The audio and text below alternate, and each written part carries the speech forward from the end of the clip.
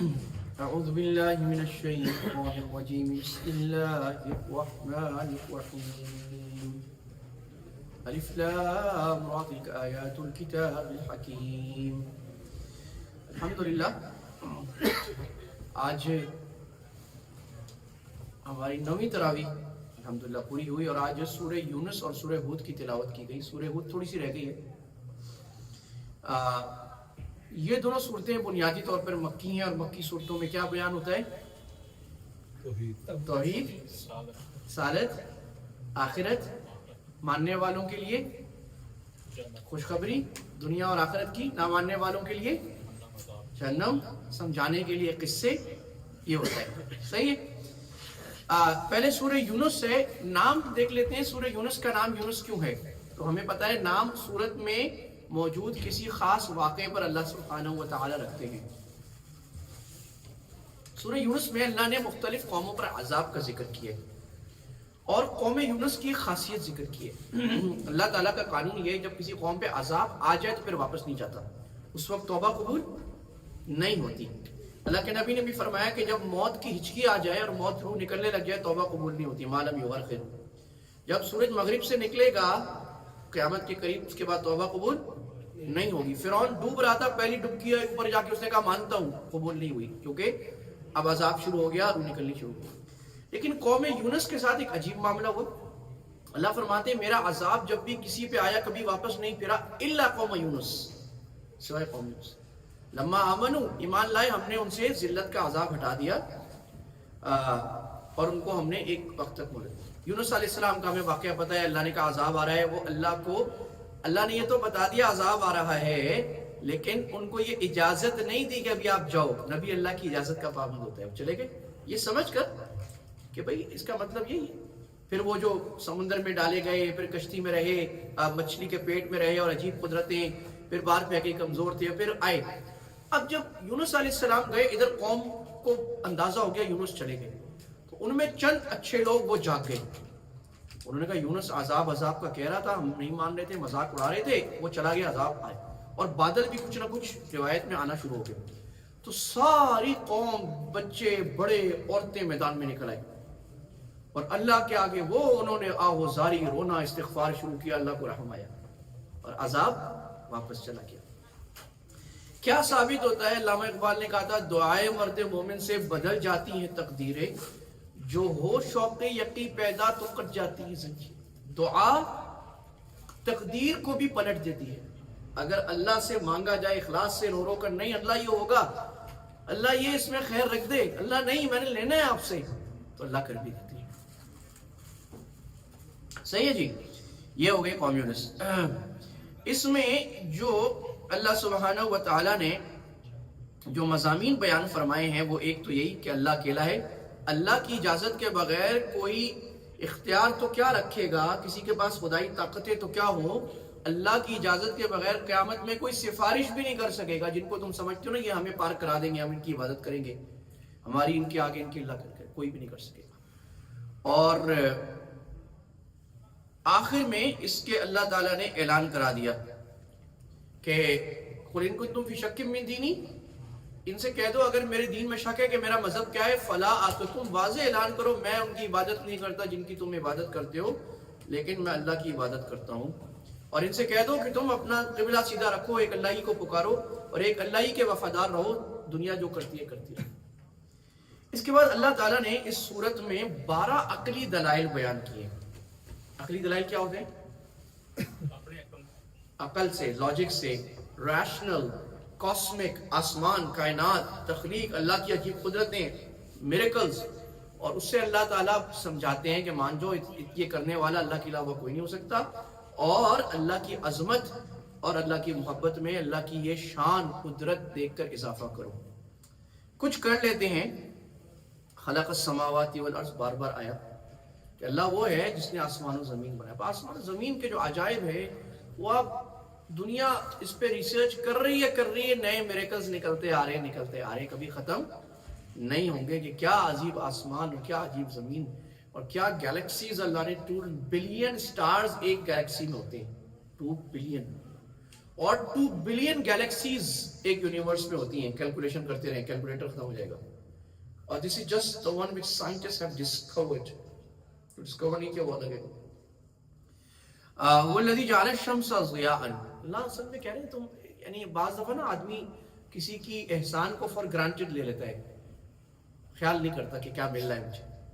تو اللہ کہہ رہے سورج کو دیکھو, روز دیکھتے ہو نا, والقمر نورا, اللہ نے سورج کو ضیاء, ایسی روشنی جو ذرا گرم ہے, اور چاند کی روشنی ایسی جو ٹھنڈی ہے. دونوں کا زمین پر ایک اثر ہے. چاند ختم ہو جائے زمین ختم ہو جائے, سورج ختم ہو جائے زمین ختم ہو جائے, دونوں کے ہیں.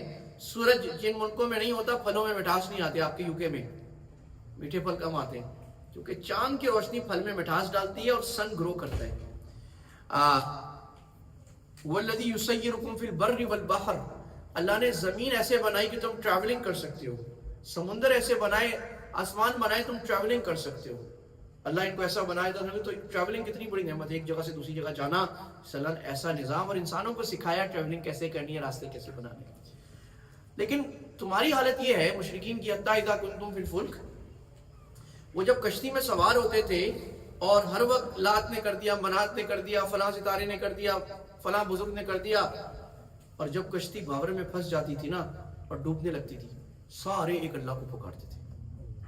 تو وہ حضرت اکرمہ, جب اللہ کے نبی نے کہا ان لوگوں کو قتل کرو, فتح مکہ سب کو معاف ہے, یہ نہیں ہوں گے, تو وہ بھاگ کے کشتی میں چلے گئے. اب کشتی میں انہوں نے دیکھا کہ جب کشتی بھاور میں پھنسی, سارے اللہ کو پکاروں کو, یہ کیا ہے بھائی, اس کے لیے ہم لڑ رہے ہیں سارا دن, ساری زندگی کے. وہ کہتے ہیں کہ اللہ کو پکارو, ہم کہتے ہیں نہیں سب کو, اب تم سارے ایک اللہ کو پکار رہے ہو.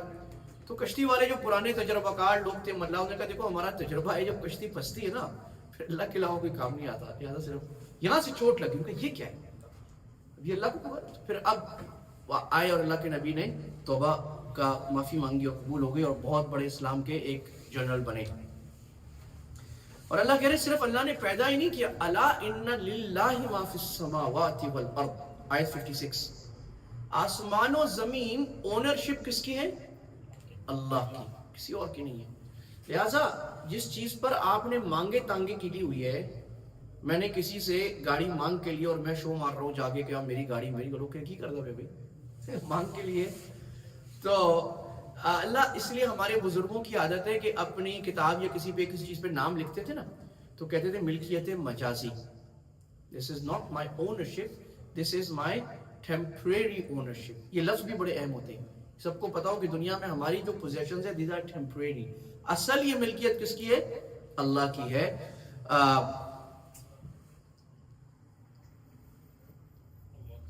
اسی طرح اللہ تعالیٰ نے جہنم کے پھر واقعات بیان فرمائے کہ یہ تو اللہ نے چند دلائل بیان فرمائے کہ اللہ ایک کیوں ہے, کیونکہ یہ سارا کچھ اللہ نے کیا, سب اللہ کرتا ہے.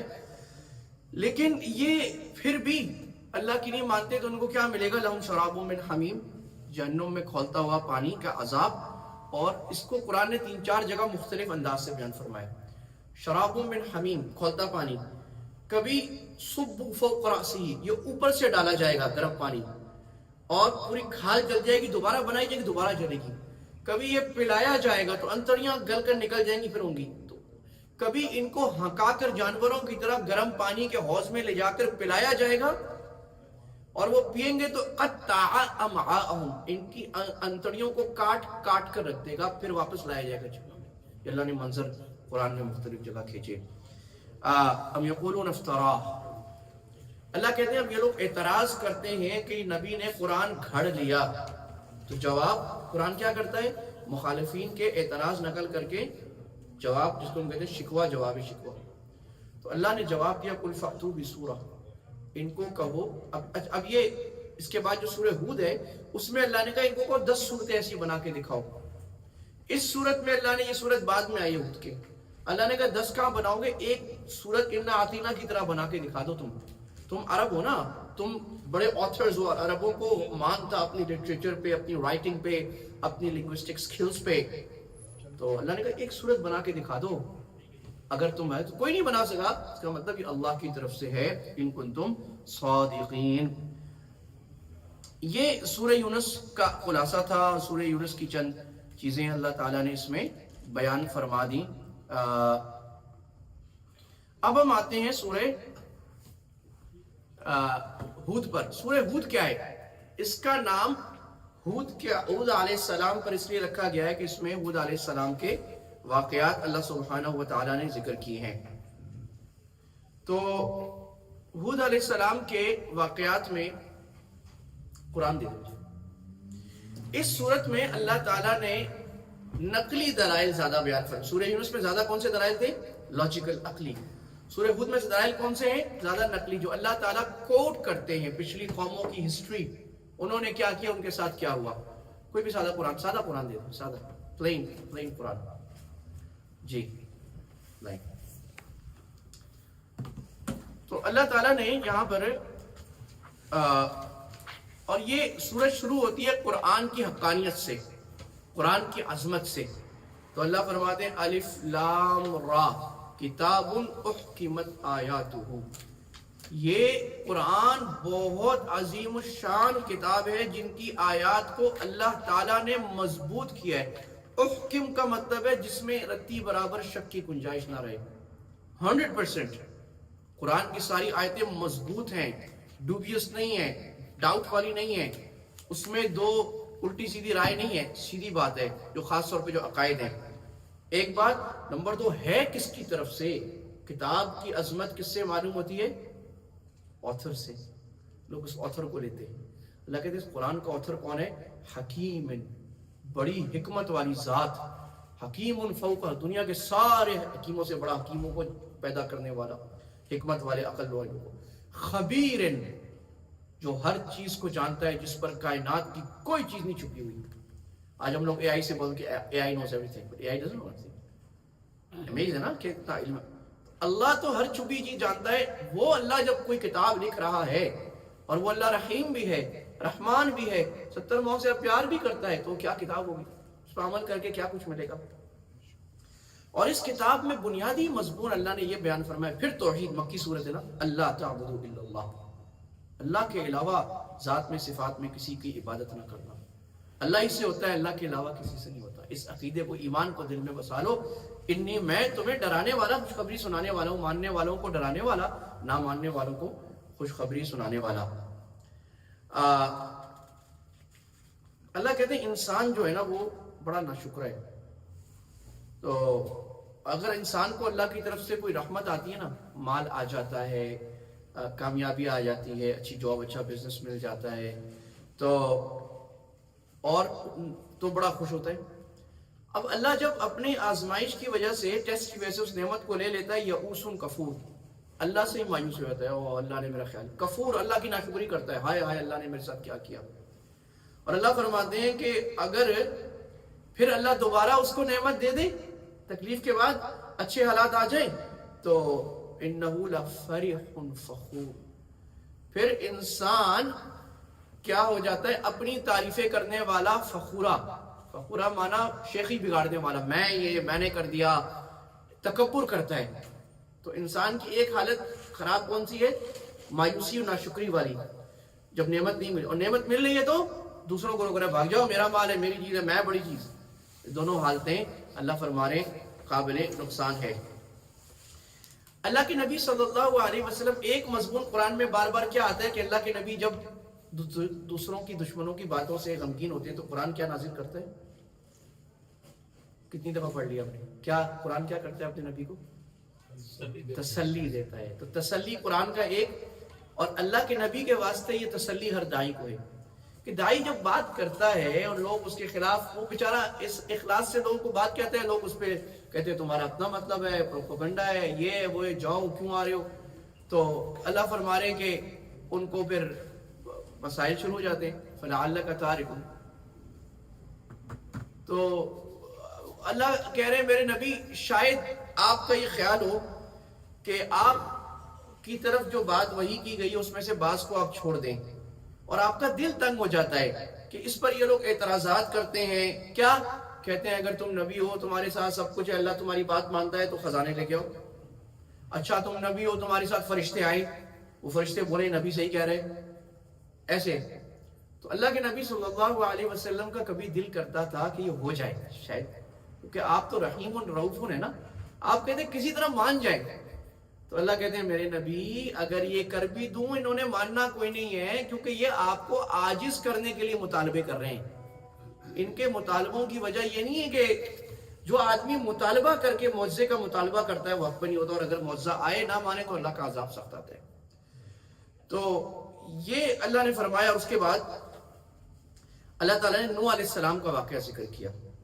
اب نوح علیہ السلام کا واقعہ ہمیں معلوم ہے کہ 950 سال انہوں نے دعوت دی، لیکن ان ساری واقعات میں توحید ہے، انبیاء کا صبر استقامت اور انبیاء کی دعوت، اور داعی کے طریقے، داعی کیسا ہونا چاہیے، کیسی صفات ہونی چاہیے، کیسا صبر ہونا چاہیے، انداز کیسا ہونا چاہیے، مخالفت کو کیسے ڈیل کرنا ہے، سخت بات کا جواب کیسے دینا ہے۔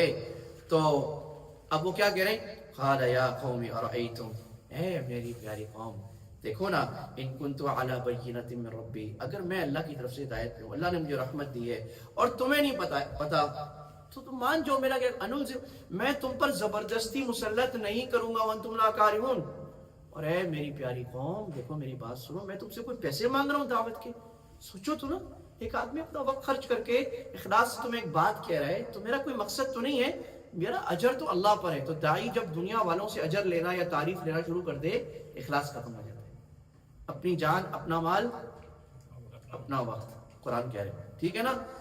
یا قومی میں، یعنی مسئلہ میں بیان کر دوں، مسئلہ فقہی یہ ہے کہ اگر کوئی امام ہے، مؤذن ہے، پڑھا رہا ہے، اس کو تو تنخواہ لینا جائز ہے جمہور امت کے نزدیک، لیکن خالص دعوت دے رہا ہے، دعوت کے لیے اجرت لینا جائز نہیں ہے، وہ اللہ کے لیے ہونی چاہیے کہ میں تمہیں دعوت دوں گا مجھے پیسے، یہ جائز نہیں ہے۔ اور وہ جو مطالبہ کرتے ہو تو اللہ کے نبی فرماتے ہیں میں نے کب کہا تم سے، یہ نوح علیہ السلام کہہ رہے ہیں، میں نے کب کہا تم سے کہ میرے پاس خزانے ہیں، یا مجھے غیب کا پتہ ہے، یا میں فرشتہ ہوں؟ تو یہ تو میں نے کہا ہی نہیں، میرا کام نہیں، جو میرا کام نہیں ہے وہ مجھ سے کیوں مطالبہ کرے ہو، کیسے کروں؟ میں جو کام کر رہا ہوں وہ میں تمہیں بتا رہا ہوں۔ تو انہوں نے پھر مخالفت کی، اور پھر اللہ نے کہا کشتی بناؤ، کشتی بنائی، اور پھر کشتی میں اپنے ڈالا نوح علیہ السلام نے نیک لوگوں کو، اپنے بیٹے کو بلایا، بیٹا تو بھی آ جا۔ بیٹا مسلمان نہیں تھا، مومن نہیں تھا۔ بیٹے نے کہا سآوی الی جبل یعصمنی من الماء، نہیں میں کشتی میں نہیں آتا، میں پہاڑ پہ جاؤں گا، وہ مجھے پانی سے بچا لے گا۔ مشرک جو ہوتا ہے نافرمان، وہ سہارا ڈھونڈتا ہے اللہ کے علاوہ اسباب میں، پہاڑ بچائے گا، ڈاکٹر بچائے گا، سیٹ صاحب بچائیں گے، دوست بچائے گا۔ سمجھ آ رہی ہے؟ نوح علیہ السلام کیا کہہ رہے ہیں؟ لا عاصم اليوم، یہ اللہ کا امر ہے، اس سے کوئی نہیں بچا سکتا، صرف اس پہ اللہ رحم کرے، اور وہ رحم اللہ ان پر کرے گا جو مسلمانوں کی کشتی میں آ جائے، یہ علامت ہے۔ موج آئی، اس کو لے کے لیے ڈوب گیا۔ اب آپ اندازہ کرو، دیکھو نبی باپ تو باپ ہوتے نا، وہ بھی باپ تھا، باپ کا دل تو اپنے بیٹے کو سامنے ڈوبتا وہ دیکھ رہے تو کیا ہو گیا؟ تو اللہ سے ایک مناجات کی کہ اللہ آپ نے کہا تھا نا کہ آپ میرے اہل کو نجات دیں گے، تو میرا بیٹا، اہل کا مطلب عربی میں دو آتے ہیں اصل۔ اہل کا ایک مطلب ہوتا ہے فیملی، اہل الرسول کا مطلب رسول اللہ کی فیملی، اور ایک مطلب ہوتا ہے اہل کا مطلب فالوورز، ساتھی، دونوں مطلب قرآن میں ہے۔ تو اللہ تعالیٰ کو نوح علیہ السلام کی بات اچھی نہ لگی، نبی کو زبردست قسم کی تنبیہ کی۔ قال یا نوح، وہ تمہارا نہیں تھا، اس کا عمل صحیح نہیں تھا، میرے سے آگے سے ایسی بات نہیں کرنا جس کا تمہیں نہیں پتا، میں تمہیں سمجھا رہا ہوں، جاہل نہ بنو۔ اف اللہ، جو قریب ہوتے ہیں نا اس کی پکڑ بھی سخت ہوتی ہے، کیونکہ جو کام میں لگا ہوا آدمی ہوتا ہے نا، دین کے کام میں کسی بھی، اس سے تقاضا یہ ہوتا ہے کہ وہ بات کو سمجھ کر آگے چلے گا، ذمہ داری کی بات۔ اگر وہ غیر ذمہ داری کی بات کرے تو ڈانٹ بھی سخت پڑتی ہے، اور ڈانٹ بھی پیار ہوتا ہے، کیونکہ جو ڈانٹ رہا ہوتا ہے نا بڑا، اس کو اعتماد ہوتا ہے کہ یہ ڈانٹ سے بھاگے، نئے آدمی کو نہیں ڈانٹتی بزرگ، پرانے کو اس کو پتا ہے یہ صحیح ہو جائے گا اور یہ ادھر ہی رہے گا، اس کی اصلاح ہوتی ہے، یہ بھی رحمت ہوتی ہے۔ نوح علیہ السلام کانپنے لگ گئے۔ قال ربی انی اعوذ بک، اے اللہ میں پناہ مانگتا ہوں کہ میں وہ بات کروں جس کا مجھے علم نہیں ہے، اور اللہ آپ نہ مغفرت فرمائیں گے، اور آپ میرے پر رحم نہ فرمائیں گے، میں تو نقصان میں آ جاؤں گا۔ یہاں سے یہ بھی اللہ بتا رہے ہیں، دیکھو جن نبیوں کو تم حاجت روا، مشکل کشا، خدائی اختیارات میں قادر، اللہ سے زبردستی منوانے والا، اللہ کا لاڈلا، جو چاہے اللہ سے کروا لے، وہ نبی کی حالت ہے۔ اور نوح علیہ السلام اولو العظم، 5 نبی ہیں اولو العظم، جو سب سے ٹاپ نبی ہے، 8۔ کون؟ نوح، हाँ آدم علیہ السلام، नहीं, नूह, इब्राहिम, मूसा, ईसा, मोहम्मद रसूलुल्लाह, ये 5. नूह अलैहिस्सलाम उनमें पहले नबी हैं. नूह की हालत है अल्लाह के सामने, तो और कौन होता है? अल्लाह तो जब्बार है, जो चाहे करे. फिर अल्लाह ने हूद अलैहिस्सलाम का जिक्र किया. उनकी कौम ने भी बुरा भला कहा उनको, ये वो. तो हूद अलैहिस्सलाम को अल्लाह ताला ने निजात दी, कौम को अल्लाह की. कौम समूद का सालेह अलैहिस्सलाम का अल्लाह तज़किरा किया. ऊँटनी आई, उन्होंने काट दिया ऊँटनी को, और अल्लाह ने साले और मोमिनीन को निजात दी. अल्लाह ये बताते हैं कि बिलाखिर अंजाम और निजात ईमान वालों को मिलता है. और अल्लाह ताला ने उनको हलाक कर दिया. इब्राहिम अलैहिस्सलाम के पास आए, उन्होंने कहा लूत की बस्ती पे अजाब देने आए हैं. तो लूत अलैहिस्सलाम अपनी कौम को समझा रहे हैं, और वो होमोसेक्सुअलिटी में मुब्तला थे. तो वो जो लड़के फरिश्ते खूबसूरत लड़के बन के दावत देने आए थे, वो उनके पीछे पड़ गए. ये लड़के तो बड़े अच्छे हैं, इनसे हमारी. अब लूत अलैहिस्सलाम इतने परेशान कि ये मेरे मेहमान हैं और ये लोग ऐसी बातें करें, क्या मेरी कौम ना करो. वो कह रहे जाओ जाओ, लूत बड़ा है तो हमें समझाता है, हमें ना समझाओ. वजाअहु कौमुहु युहरऊन इलैहि, मजमा लगा लिया लूत अलैहिस्सलाम के घर के पास. भी बड़े खूबसूरत लड़के आए. वमिन क़ब्लु कानू, लूत अलैहिस्सलाम ने कहा मेरी कौम हाउलाई बनाती, ये मेरी बेटियां हैं. तो बेटियों का मतलब ये है कि जो कौम की औरतें होती है वो नबी या बड़े की बेटियां होती हैं. कई बेटियां अल्लाह ने तुम्हारे लिए हलाल की है निकाह से, ये फितरत का तरीका है, तुम किस रास्ते में लग गए हो. तो अलैसा मिनकुम रजुलुर रशीद, नबी जैसे ना हार के उनको कह रहे कि एक भी तुम में बंदे का पुत्र नहीं है, एक भी अक्लमंद नहीं है, क्या हरकतें कर रहे हो सारे मिलके, सारे कैसे हो. तो मुझे जलील नहीं करो, अल्लाह से डरो. कौम नहीं मान रही. जब शहवत चढ़ जाए ना दिमाग पे और शैतान चढ़ जाए, तो लोग क्या क्या हौलनाक, हम अखबारों में पढ़ते रहते, क्या क्या खबरें आती, माँ को मार दिया, बाप को क्या कुछ कर दिया, ऐसे लोग कर रहे होते हैं. बहरहाल उन पर अजाब आया, और लूत अलैहिस्सलाम ने कहा अल्लाह इन पे अजाब ला, जल्दी ला. अल्लाह ने कहा लूत इंतजार करो, अजाब आएगा सुबह. तो लूत अलैहिस्सलाम गोया के इतने परेशान कि अल्लाह अभी अजाब ला. तो अल्लाह ने कहा अलैसा सुब्ह बिक़रीब, लूत सुबह आएगा, सुबह करीब नहीं है. ये बड़ी एक उम्मीद की बात है कि रात जितनी भी हो जाए सुबह कभी ना कभी आती है. तो उम्मत की रात को हो सकता है 200 साल हो गए हों, लेकिन अगर उम्मत अल्लाह के नबी के तरीके पे आ जाए, सुबह जरूर आएगी. There's always light at the end of tunnel. तो अल्लाह होप दिखा रहे हैं, उम्मीद ना छोड़ो, सुबह आएगी. जब आई तो फिर अल्लाह ताला ने ऐसे किया. मदियन, कौम मदियन क्या करती थी? नापतोल में कभी. आज आपका पूरा बाजार मुसलमान ममालिक में बड़े बड़े बाजार झूठ चोरी धोखे से चल रहे. तो लूत अलैहिस्सलाम कह रहे हो भाई धोखा चोरी नहीं करो, नापतोल में कमी नहीं करो, करप्शन, एनी फाइनेंशियल करप्शन, ये सारा इसमें आता है लूत अलैहिस्सलाम के किस्से में, शोएब अलैहिस्सलाम के किस्से में.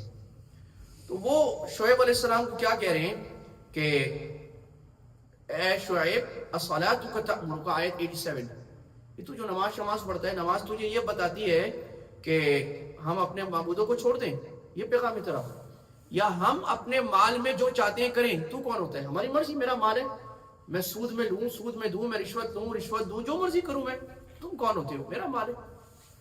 इन्नका लअंतल हलीमुर रशीद, तू बड़ा नेक आया. ये तंज में कहा है. आप किसी को समझाओगे तो बड़ा तू आया नेक, अपना काम कर भाई, हम ही नहीं समझा. सारी कोई नई बात नहीं है पुरानी.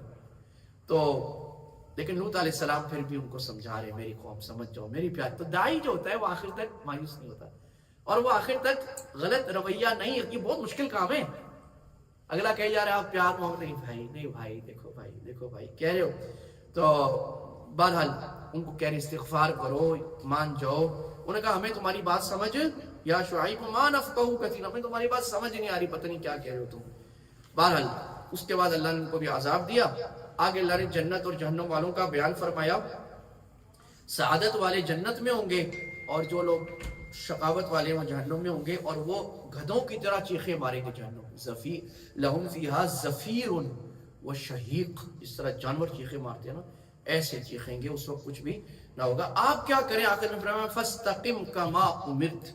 अल्लाह के नबी फरमाते इस आयत ने मेरी कमर तोड़ दी कि तुम सीधे रहो जैसे तुम्हें कहा गया है, तुम नहीं छोड़ना, तुम्हें हिलने की इजाजत नहीं है. जो काम सारी जिंदगी मौत तक उसी रास्ते पे चल रहा है.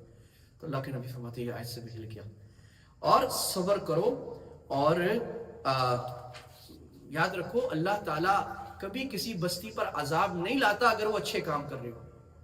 अगर अजाब आ रहे हैं और बार बार आ रहे हैं تو اس کا مطلب کوئی نہ کوئی غلطی ہوئی ہے. تم بھی انتظار کرو, ان کو کہہ دو نافرمانوں کو تم بھی انتظار کرو, ہم بھی انتظار کرتے ہیں. سورہ ہود کا ایک خلاصہ ہو گیا جس میں سارے واقعات اللہ نے, قرآن ہسٹری کی سب سے ریلائبل بک ہے, بیان فرما کے ختم فرما دیا.